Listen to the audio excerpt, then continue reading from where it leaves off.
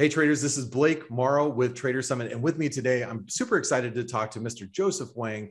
He's an author, he's a blogger, and you're really just kind of like the go-to guy for the Fed at this point. Welcome to Trader Summit. I'm so happy to have you here. Thanks so much, Blake. It's a pleasure to be here. You know, I think a lot of people default to you wondering about the inner workings of the Fed because you recently left the Federal Reserve and you're out on your own. So could you tell us what you did over at the Fed? Sure. I was a trader on the Fed's open markets desk. So the Fed basically has a trading desk, and it's through that trading desk that it does all its operations, like QE, like the reverse repo, and it's also how it collects market intelligence. So basically, when Paul wants to know what's happening in the markets, what he does is he asks the desk, and what we do is we make a lot of phone calls. We see what we see on the screen to look at our own data. We talk to the dealers, talk to the traders, and we make reports. So we are basically the market intelligence center for the desk, but for the Fed. Wow, that is a pretty big task. I can only imagine, and I'd love to dive a little bit deeper into that maybe later on in our conversation. But I guess the task at hand, or maybe the question at hand, is we just wrapped up a very busy week in the market, and without rehashing everything that's happened, obviously the Fed raised rates, and it looks like they're setting expectations for the Fed to continue to raise rates fairly aggressively moving forward into 2022. But I guess the question I want to ask you is, how do you feel about what Chairman Powell has done this week and the Federal Reserve has done? And what do you think about the market response thus far? Because we've seen obviously a lot of volatility. Stocks are, back below 4,100 in the S&P. Which I guess we could say is to be expected somewhat, but what are your thoughts here on everything that's happened? So first principle is that the Fed doesn't like to surprise the markets. So heading into that meeting, it was very well telegraphed what they would be doing. One, they'd be raising up to what they think of as a neutral rate by the end of the year. So let's say 2.5%. And two, they would be starting QT. And they've even gone so far as to telegraph what the rate of QT would be. So in the minutes a while back, they said that QT will be about $95 billion a month, 60 billion in treasuries, 35 in HCMBS. Now, that is a lot faster than they did the first time around. The first time around, there's a very long ramp up, and the maximum the Fed ever did was $50 billion a month. Now they're doing 95.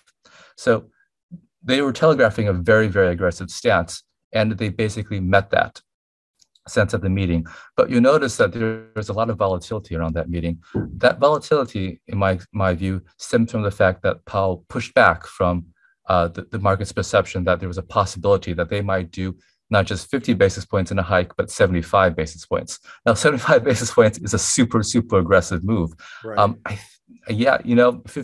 just a few months ago, 50 basis points was unthinkable. So the market was somehow pricing in 75 basis points as a possibility coming up. Powell basically categorically pushed back on that. And so on the margins, that seems to be viewed as somewhat dovish, and you can see that immediately come out of the front end of the curve. Volatility was very high there. After the meeting, we saw the stocks soar. I think of that as mostly positioning. So what I've learned from people like Jim Carson, who studies options trading, is that going into an event like the Fed, people hedge aggressively, right? Because you don't really know what's going to happen. After the event, people take off their hedges. And you can see that in the VIX, the volatility index. So after the meeting, VIX crushed lower. That's people selling their puts. So when you sell your puts, the dealers who are short them, they buy back their equity hedges. And so the stock market rallies. It's kind of a very mechanical thing. Next day comes along, which is today. And we see not today. Yesterday. Yesterday. So we see the market, the stock market, give that all back. And that, I think, is probably the right reaction, because what Powell is really telling you is that he's going to be very aggressive in his hikes. And that's already in the market. It's in the rates market. But it seems to me that it wasn't fully into the stock market, the equity market, and it probably still isn't. And so we see that reaction now. I think the bigger, most important part, though, is what's happening in the longer term rates. Yesterday, after the Fed meeting, you saw the 10-year just kind of soar 17 basis points, over 310. Now, that's a really big move. And that is not something that you should expect to see every day. the 10-year, when rates move that much, there's a tremendous amount of distress that happens in the markets. If you're a portfolio manager, you're losing a lot of money, and you're going to have to somehow either make margins or rebalance. And so when you're losing that much money on your bond parts, usually people have to sell equities in let's say a 60-40 portfolio to rebalance. And that I also think is the right reaction. Because when you're thinking about rates, it's not just about what the Fed, in the long end, it's not just about what the Fed is doing, but it's also about supply as well. Now, on Fed Day, there was also the quarterly refunding statement. So the quarterly refunding statement is when the U.S. Treasury tells you how much debt they're going to issue and about what tenors they're going to do it at. And I think there was some thought in the market that maybe, given that the Fed aggressive quantitative tightening, basically increasing the supply that non-Fed holders had to hold of treasuries, that maybe the Treasury might have, blunt that impact a little bit by changing their financing from fewer coupons, so fewer longer dated treasuries, to more bills, which are shorter dated. They made no effort to do that. And I think the market finally woke up that going forward, we're going to just have an enormous amount of supply into the markets. And that manifests itself in what's called term premium expansion. So basically rates go higher. Yeah. So I think the market's reaction is right. And it's probably not done yet. That's interesting. That's interesting you say that. And today the 10-year did touch another new trend high, if you will. And this has been, without knowing your total history or how long you've been in the markets and really studying the markets even before the Federal Reserve, I know in my existence in the markets, which has been, over 20 years, close to 25 years, all I've known is the bond market just to, be just one-way traffic. And it seems like we have gotten to a point where yields have finally bottomed, maybe long term, and we are normalizing in a big way. And the bond markets are really correcting as a result. So I think moving forward, it should be a pretty interesting dynamic to see how the stock market and other markets can really absorb this move. So, and would you say at this point, and just being on your own, kind of managing your own portfolios, do you think that the market has absorbed this move higher in yields, maybe on the longer term, longer end thus far over the course of the last 12 months or so? To me, I find it surprising how well it's absorbed, actually. So if you think back in 2018, the Fed was hiking, if the terminal rate was about where it's priced now, and the equity market seemed to just melt. It was just selling off every day into December. Now we're not that far from all-time highs. I mean, we have come down, let's say 15%, but I think it's holding up well. And I suspect the reason for this is just due to the amount of QE liquidity that's in the system. I read, one of the Bank of England monetary policy people, I think, Mann, she had a recent speech that talked about this, and I thought was very, very interesting. She suggested that maybe the transmission of monetary policy today is not as effective as it used to be, simply because there's so much liquidity in the system. And to me, that makes a lot of sense, because let's say the Fed is hiking rates, right? But if you still have so much cash in the system, it has to go somewhere, even though rates are going higher. So that either goes to keep credit spreads narrow, or it could just be staying in equities. So I think that's part of the reason why I think that the equity market seems to be taking the tightening so much tightening so far fairly well. But the way this works is that if financial conditions don't tighten enough, the Fed will just keep at it, maybe double down. So they'll get there. Yeah, I was like, well, we can obviously see that all that money is not flowing into cryptos at this point. But I wanted to ask your question before. I'm gonna take us in a couple of different directions today, just because I just want to pick your brain so bad. But I want to ask you really quick about the dollar's response to this. We've seen, the US dollar index run up to, past post-pandemic spike highs. Dollar index is firmly above 100. We're testing like the 2017 highs that we saw. How do you feel about the dollar where it currently stands? And you don't have to pick on any particular currency. I just, say, well, it's more euro or more yen, but how do you just feel about the dollar in general? Because a lot of people have, they love to talk bad about the dollar, like the dollar is going to hell in a handbasket, whatever the case may be. But the dollar has really done very well in this environment. So what are your thoughts here as far as the dollar goes, maybe intermediate to longer term? So when you're looking at the dollar, you're usually just thinking about against the euro or the yen. Those are the two main currencies. Sure. I think there's two things happening in the world that are very dollar positive. One, of course, is there's significant geopolitical risk in Europe. And usually what happens if you have the prospect, the potential of a prolonged conflict, or maybe a greater war happening in one region of the world, people try to get out. I think there's a lot of money going out of Europe and seeking safe haven in the US. And if you look at, let's say, the fundamentals in Europe, they're going to lose a lot of energy. And if they lose their energy or the energy costs go higher, they're basically going to lose their industrial capabilities. So it's a very, I think Europe has a very dark clouds ahead of them. So it makes sense for people to move money out of Europe and into the US. Now against the Japanese yen, yeah, I think that's an interest rate differential story, and I think that's basically an intention of monetary policy.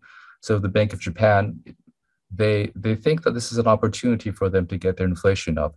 If you read the monetary policy reports, what they'll say is, yeah, inflation is going to go up a little bit because of energy prices, but then it's just going to go back down. So I suspect that what they're trying to do is that they're looking at the US raising rates, and they see this as an opportunity to significantly depreciate their currency to really sustainably get their CPI up to their target, which they have not been able to meet for some time. So this is their intention. They're trying to depreciate the yen.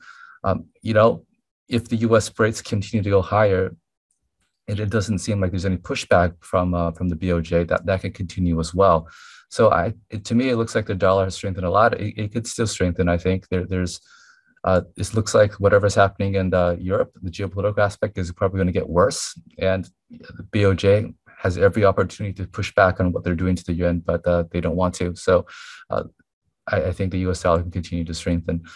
I mean, longer term, it's really hard to say. So to be clear, the way that the US manages its system, it's not sustainable.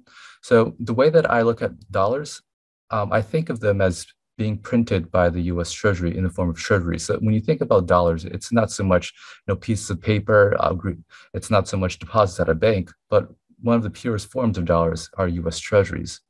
And the US Treasury, think about it.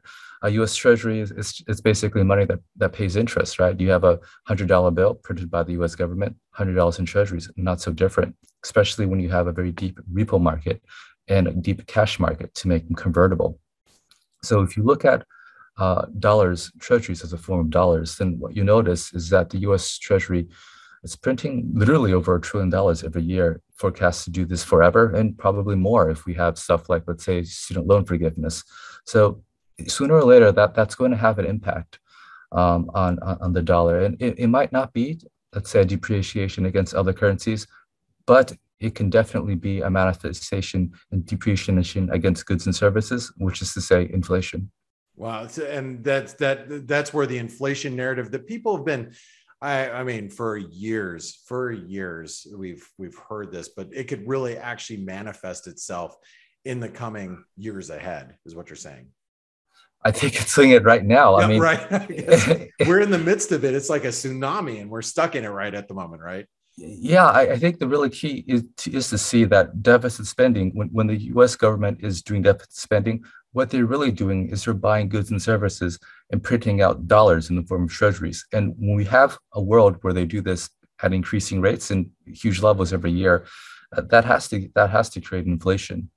And I think there's something interesting that they're doing as well. And that's they seem to be doing everything they can to make treasuries unattractive to large investors. And when I say that, I'm talking about the sanctions that the US and Europe put on Russia. So again, when you manage a sovereign portfolio, let's say your Central Bank of Russia or the People's Bank of China, when you manage a sovereign portfolio, you're really not interested in making money. What you're interested in safety. And this may surprise you, but the US actually has a foreign reserve fund as well. It's really? called the exchange stabilization. It's a legacy from back a long time ago when what does that own? It's like 40 billion. I think it's mostly yen and euros, what they do is they basically either deposit it at a foreign central bank or roll it in, let's say, German bonds, GGBs, things like that. So if you're a foreign reserve, all you can do is buy super safe assets, right? Yeah. You don't care if you lose money. I mean, sorry, you don't care if you don't earn a market return, but what you absolutely cannot at any cost is have risk. You can't lose money. That's a strict no-no. It's a very conservative field. When the U.S. is confiscating, let's say, Russian reserves, they're making what people perceive to be risk-free as a risky asset. And that is a bright line for a lot of sovereigns. And they're not going to be able to put as much money into U.S. treasuries as they otherwise would like to or would have had to. So they're going to have to look for alternatives. It's going to take time, but it's a huge benefit to the U.S. that their debt was perceived to be safe because that drums up a lot of demand. But when you take that away, you're kind of shooting yourself in the foot. That is an interesting concept that I don't think a lot of people think about. But you raised some questions about inflation, and I know everybody likes to point their finger at Yellen, Greenspan, Bernanke, Jay Powell, whoever at the Federal Reserve. Everybody wants to point their finger out. But I guess the question I have regarding inflation: what is the government's role? And I'm not just talking about the U.S. government. I'm talking about governments in general. What's their role in the current inflationary environment? What are your thoughts there? They have a huge role to play in the current. So I think standard we think about the central bank as person who controls inflation, right? So they're in charge of controlling inflation. And that makes sense maybe 100 years ago when we have a very large private sector and a very small public sector. But the truth is, as the economy has structurally changed, where we have a very large government presence, the central bank really can't do their job in controlling inflation anymore. The reason being that government is not responsive to interest rates. So to make this more concrete, suppose there's a lot of inflation and Fed hikes rates a lot. So if you're a private sector actor, you look at this and you're like, you know what, my funding is more expensive. Maybe I don't buy as much stuff. Maybe I don't invest as much. And that can cool the economy down, right? Because as a private sector person, you're profit oriented, you are responsive to interest rates. Yeah. But in a world where the government plays a very large role, well, let's say the interest rates are 10%. Do you actually think that Congress would be like, oh my gosh, interest rates are so high, I guess we won't spend so much money, right? That's never going to happen. Right. So you have basically an actor, a very, very large economic participant in the world who is insensitive to interest rates. So when that happens, then the Fed kind of loses some of their power, right? Because when they hike rates, well, okay, so what? It doesn't really dampen a lot of economic activity. So that's one aspect of it. So that goes back to your original question: what is driving inflation? I think what basically the fiscal spending, the deficit spending is probably one of the main drivers. What's happening right now. This is particularly true in the U.S. If you look back to what happened during the pandemic, obviously it was a tough time. Governments throughout the world, advanced economy governments throughout the world, did a lot of fiscal spending. But the U.S. was very different in that respect. So if you look throughout the Eurozone, for example, they all did deficit spending and fiscal stimulus to help their people. But what they did was say, hey, unemployed people, we're going to give you some money to help you through this tough time. So the unemployed people, they lost wages, but not as much as they otherwise would. The government stimulus checks made them not be in so much pain. The U.S. did something completely different. They gave people more money than they made when they were working. So basically, they supercharged their income. People were making more money during the pandemic than they did before on aggregate. So that plays a big role in, I think, inflation in the U.S. And the thing about this is because we're such a globalized economy, demand in the U.S. it spills over globally. So when you have tremendous demand in the U.S., what that means is we buy stuff, let's say, from China, and you can see the trade deficit was trying to exploding, and that, of course, creates inflation throughout the supply chain. So I think of that government's activity as being a primary driver of inflation. And will continue to be that way simply because, as I mentioned before, the mechanism between interest rates, central bank action, and stopping this economic activity is not as strong as it used to be. Now, to be fair, though, of course, supply chains do play a role. And as we remove Russia and the Ukraine out of the global supply chains, that's a very significant negative supply shock when it comes to basic materials and energy. And so that's not going to make things better. I was going to say, so this idea, and it seems like that central banks still, you were just mentioning it with the Bank of Japan earlier, these central banks still feel that transitory is a thing. I mean, it seems like if you listen to the Fed this week, it seems like, hey, things will get better. It is going to be transitory, but it's just taking longer than we thought. That's actually a really good point. I mean, yeah. I was just talking with Jim Bianco about this, and it does seem like, as you mentioned, that the Fed, even though they're saying that they're doing a lot and they're very concerned about inflation, they seem to still believe and that things are transitory. And you can see this from their actions. So the Fed thinks about this world through a lens of, let's say there's a neutral interest rate. When you go above the neutral interest rate, you're being restrictive monetary policy and things slow down. And when you're below the neutral interest rate, you're being accommodative, things speed up. Powell only talks about getting the rates to neutral. And to me, that's kind of hoping and praying that, by the time we get to neutral in December, things will have slowed down. So we won't really have to do anything. So I think you're right that they do seem to believe that you can see this from their actions, that things are transitory. Well, we saw how that's been working out over the last year. But okay, so you kind of touched on it, and I wanted to ask you about your thoughts on MMT. This is trying to keep the politics out of it. It just seems like the world is kind of moving in that general direction globally. I mean, we're seeing it in Japan, we're seeing it in different countries, we're seeing it here in the US. I mean, it may not be called MMT, but we are still supplying dollars to people, as you pointed out, during a pandemic. And what are your general thoughts on MMT in general? So I think of MMT as, so people have different views of exactly what it is. So just so we're on the same page, I think that where people say that government is not constrained by its budget, it's really just constrained by inflation. So you can massively deficit spend as long as there's not inflation, because inflation is the real resource constraint. Let's say its budget, debt issuance is not a real constraint. And I think that's an accurate description of how the US monetary system functions. It would not be an accurate description for something like, let's say, Argentina or Brazil, right? Let's say if they were to announce massive deficit spending, their currency would immediately implode and everyone would be, panic buying stuff and pushing up inflation.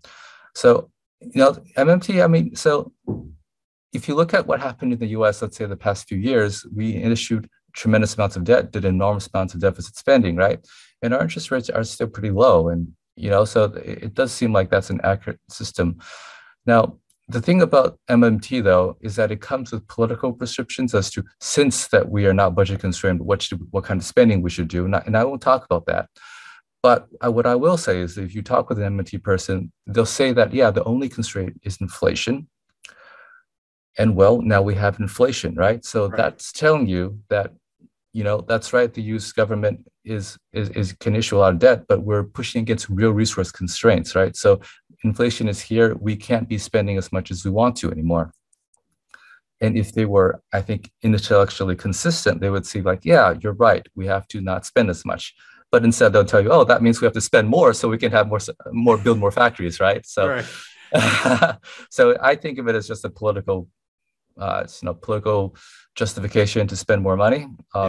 If you narrowly look at the monetary aspect of it, I think it's a good description of how the system actually works. But to be consistent, the system, we're running out of real resource constraints. That means there's not enough stuff. That's why prices are going higher. So according to the economic part of MMT, it suggests that we would cut back spending. And I think Biden seems to have given a press conference a couple of days ago suggesting that. And we'll see what happens. So what do you think?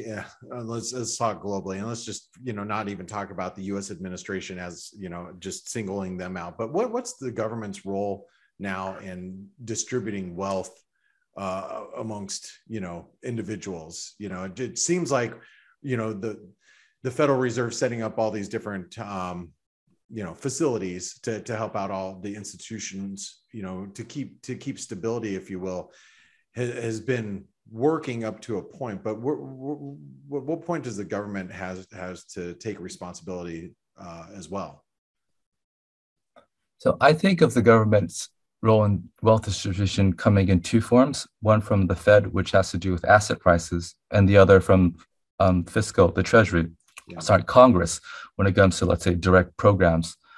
So the Fed, without doubt, has been a huge driver in wealth inequality, simply because when you keep low interest rates low, people who own assets benefit, right? And not everyone owns assets. Sure. So any easy chart can show you that there's been tremendous growth in asset prices, tremendous amount of wealth inequality, and there's a lot of, let's say, socially undesirable aspects to that kind of society. So that's I think what the Fed has been doing. On the fiscal side, I think the way that the economy is structured is that people closer to power benefit a lot. So one way you can see this is the efforts that people put into lobbying. So Unusual Whales is a very good site that's been doing a lot of work in this.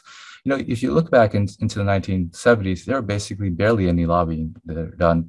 But since then, it kind of exploded higher. And one of the reasons seems to be that a lot of a success of a business has to do with basically government contracts or government regulation. And because so much money you can get so much money by having these good relationships with the government, then you have to, when you want to lobby, and that kind of affects the distribution of resources, right? So people who are big have resources to lobby, get rules made in their favor, get government contracts, and they become even bigger.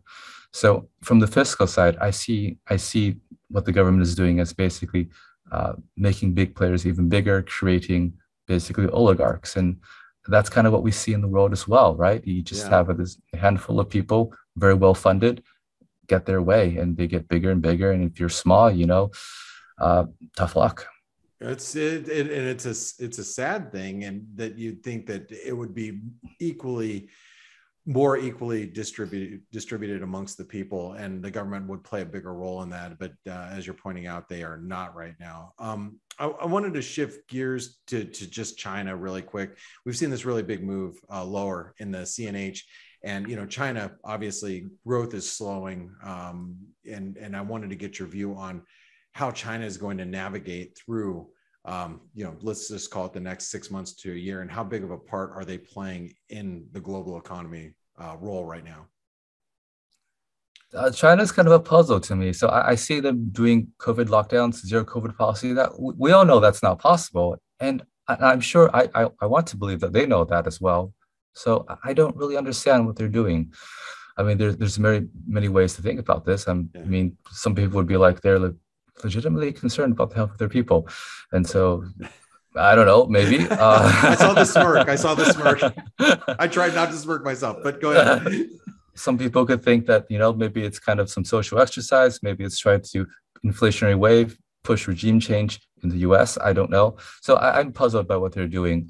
So I really have no idea. I think it's a really good point that you point out that the Chinese yuan is weakening, and I think that's normal. So what's happening is that there's a policy interest rate differential now, and so there's money coming out of China into the US.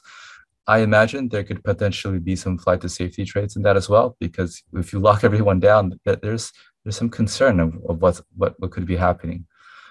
Usually speaking, for the past, let's say, several years, there was a carry trade where people would borrow dollars and then invest in Chinese bonds, because Chinese interest rates were much higher. So that strengthened the yuan as money moved from the US into China. Now we see that reverse as US interest rates are rapidly rising and Chinese interest rates are declining. So it's not unjustified in my view. What's really interesting to me, though, when looking at China, is just what they will do with their giant foreign reserves.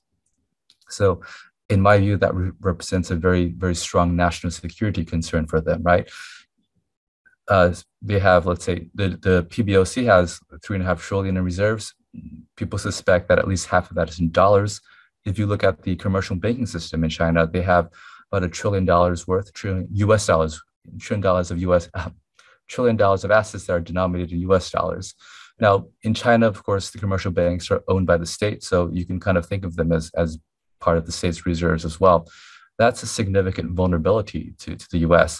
If, let's say, the US doesn't like what China is doing, they could just confiscate things like they did to Russia. That's an existential crisis, in my view. And what's really interesting and what would determine, let's say, US dollar rates and let's say strength of the dollar going forward, I think that aspect and what they do with their giant portfolio is going to play a meaningful role.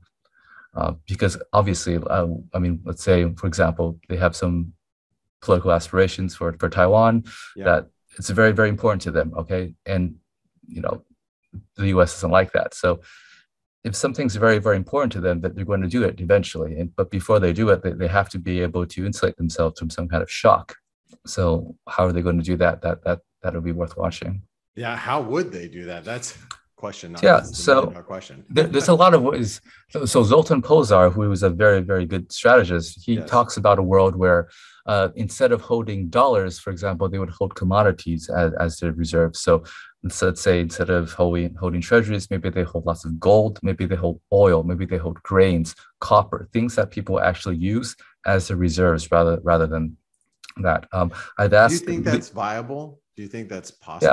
Yeah, I asked Leland Miller, that a China Beige book, who's a China watcher that I respect a lot, and he's like, "That's nonsense. There's no way that can happen." Okay. I think that it's possible. So this is how one way that this could be implemented. So we know what China does is that they're an export-driven economy, and maybe they peg their currency a little bit weaker than they otherwise would be to make their exports more competitive, right? And they can do that by accumulating lots of dollars. What if they, let's say, accumulated lots of oil and simply subsidized the oil consumption in their country and use that as a way to subsidize their export industry instead, or do the same for aluminum, for steel? So they're doing the same policy, it's just with a different instrument. Now, I think that you could conceivably have a regime like that. I don't know if it could work, but I just know that there's no way that they can have so much vulnerability by holding a huge dollar portfolio. Well, Joseph, I was thinking maybe it was Russia that has put this relentless bid in crude oil, but maybe it is China. Maybe that's who's been there the whole year. But no, it's an interesting concept. Jokes aside, it is an interesting concept because a lot of people wonder what would happen. I mean, you look at the bond market and what's happening with China's holdings right now as we speak. So, will there ever be some diversification? It's something that I think we all will be watching very closely in the coming year. I know I've kept you here for a long time, but I have to ask you this. We're a trading channel, and based on your conversation, our conversation, you manage your own portfolio now. Is that correct? Yeah, that's how I make a living. So I'm like you guys. No, that's awesome. I mean, that you are a trader and that's how you do it. So I want to ask, being a trader on the trade desk at the Federal Reserve, the numbers that you have seen in your lifetime career and the fluctuations you've seen has got to be crazy. But what's going to be even more crazy to me would be like the shift from trading these, seeing all these big, multiple zeros, than to seeing your own account, your own private account. How has that transition been for you over the course of the last, 12 months or so? Yeah, so the Fed trading isn't big numbers, as you mentioned. Like if I was on the Fed, let's say doing repo trades, we'd be doing $1.8 trillion a day. I think so. That's a lot of money. So I think that for me, it's different because for the Fed, you're not really there to make money. You're there as a public utility, basically, to make the markets function, carry out policy. It's a lot more fun when you have your own account because you can actually benefit. And to me, this is probably the most. So I do macro. That's how I view the world. And to me, it's macro has been a very, very exciting this past year. I think the biggest money you can make is in policy mistakes, and there's been plenty of ginormous policy mistakes that you wouldn't believe, like inflation being transitory. Of course, that was absolute nonsense. And, so I did get that right. And now I think the big trade is going to be in energy. And, this is kind of, this is telegraphed, far and wide. I mean, President Trump mentioned this a long time ago. Hey, Germany, you're kind of like relying on Russia, right? That's not smart. So the way that the policymakers have done this energy transition thing is just terrible. They have basically seem to have trouble differentiating between what they want to be true and what is true. So they want to transition to clean energy. But listen, I travel a lot in Europe. Putting, let's say, solar panels in the Netherlands or the UK, that's nonsense. There's no sun there, okay? So they're going to have to need nuclear, or they're going to have to need more fossil fuels. And not having invested in these and kind of putting in policy to prevent other people from investing in them is creating this huge shortage in fossil fuels. So, I like buying producers, and let's say buying longer dated futures, you get the roll yield as well. So that's been doing very well for me, and I think it will continue. Wow. So the big trade in energy. I love it, Joseph. Well, I want to say thank you for spending your time with us. And it's been eye-opening. I love picking your brain. And I think everybody here at the Trader Summit community is really going to benefit from having you here. So, if I'm a trader, how do I follow you specifically? I'm like, man, this guy is awesome. How do I follow you? Well, I'm on Twitter. FedGuy12 is my handle. I also have a website, fedguy.com, if you want to I want to read about my latest writing. So I write periodically. It's more towards a professional audience. So I imagine that your community will like it. It's mostly about the monetary system as I view it. Okay, great. I thought you were going to say something else. But I want to say thank you so much for spending time with us, Joseph. I hope that you and I get to connect again soon, and we can get some more. We can get your views once the market, which is dynamically changing so quickly. I'll get your most recent views then. So thanks so much for spending your time with us. My pleasure. Thanks for having me. All right. Hey traders, Blake Morrow here. Thanks for stopping by our YouTube channel. Don't forget to like, share, and subscribe to our channel. Also click the bell notifications so you do not miss any of our market-related trading analysis from some of the leading industry experts. Thanks for stopping by. We'll see you in the next video.